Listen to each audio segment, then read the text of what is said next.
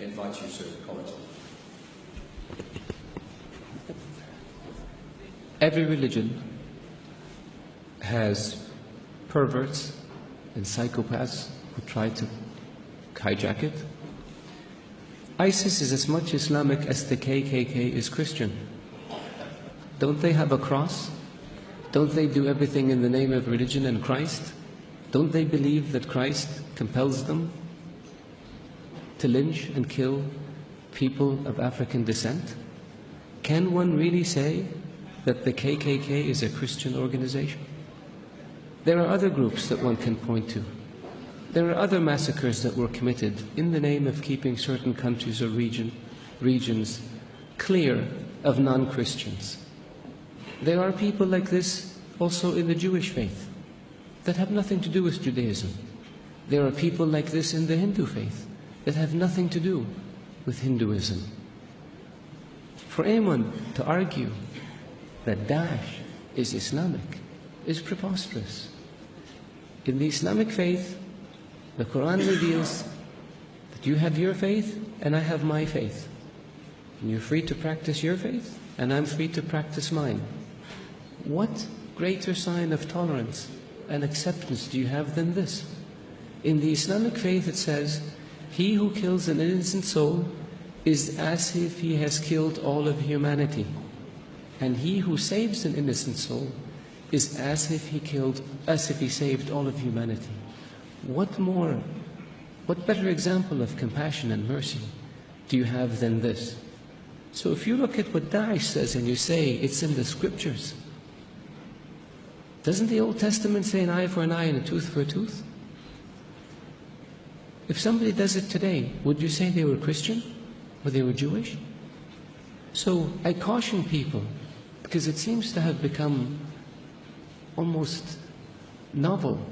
Not novel, it's become the flavor of the day to try to read things into Daesh or into Islam that are not there.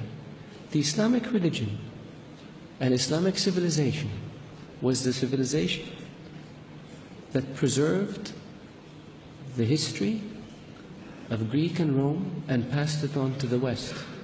Western civilization would not exist without the Islamic Arab civilization. The Islamic civilization and the Islamic Arab civilization was the civilization that connected China with Europe.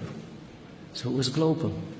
The point I made early on about being an intermediate civilization, this is what I mean. So if Islam was intolerant and Daesh represented Islam, would Islam have preserved Aristotle and Socrates and passed it on to the West? Would Islam have connected Eastern civilization with Western civilization? Of course not. So I urge you, all of you, to be careful when it comes to making generalizations or to accepting generalizations that have no basis in fact. Thank you. Thank you, Mr. Mitchell. Final question, is that Anne-Marie Slaughter? It is. Good. Hi, Anne-Marie Slaughter, the President and CEO of New America. Hi, Anne. Thank you very much for addressing the issue of women in your country. I think you are right to see that this is an increasing issue for many in the world, that it should be addressed openly.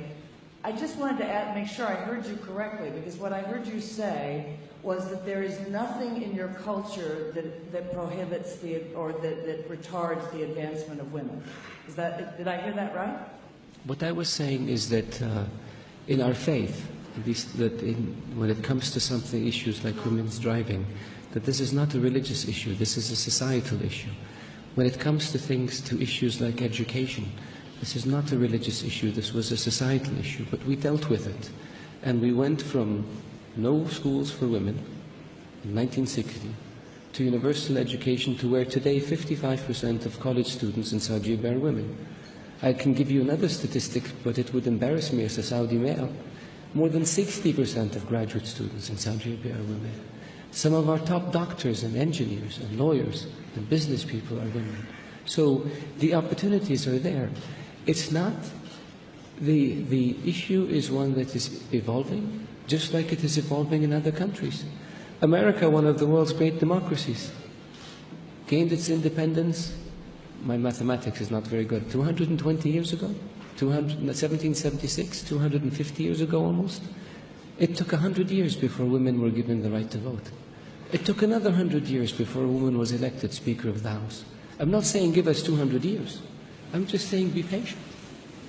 And when it comes to societal change, in every society, people tend to look at where they are now, and they think everybody should be with us. Again, I will quote America, maybe because I spent so much of my life there. America was independent in 1776. The Republic was founded, 2 decades later? It took almost 80 years before slavery was abolished. It took 100 years before there was a civil rights movement. And it took